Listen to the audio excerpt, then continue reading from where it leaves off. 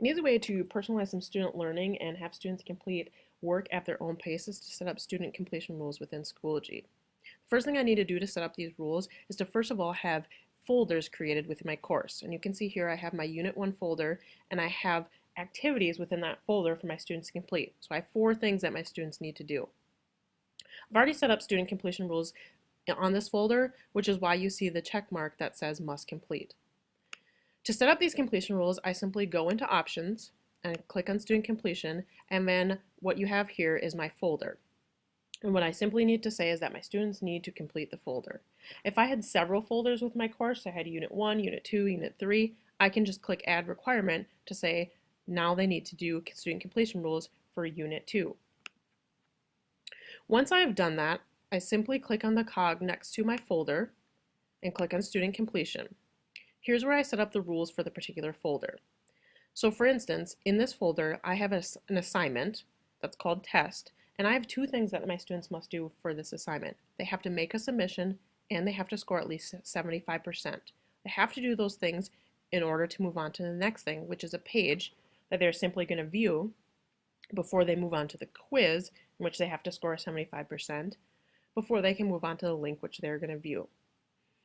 In order to add requirements, because as you can see I can have more than one requirement, I simply click Add Requirement, and I can add requirements to any of the 4 items within that folder. If I don't like a requirement, I can just click on the X next to it to delete it. For quizzes and assignments and discussions, the options are the student can view the item, they can post a comment or reply to the item, they can make a submission, or they can score at least a certain percent. For things like pages or web links, the student's only option is simply to view the item. Once I've made all my requirements, I can also decide if I wanted those to be in sequential order. Pull that back up. And I simply do that by clicking the box right here. That means that students have to stay in order in which those items will put in the folder in order to move on to the next one. When all is said and done, I've got it set up, I can go into student progress and I can see how far my students have made it within that folder. Both my students here are at 20%, and that will move as they go through the course. If I click on the student's name, I can see how far the student got within a particular folder.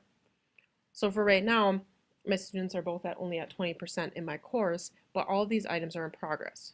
Once a student gets a score, let's say they get an 80 out of 100 on an assignment, that score will actually come up here and let me know that it is complete. So that's a way to work with student completion rules within Schoology.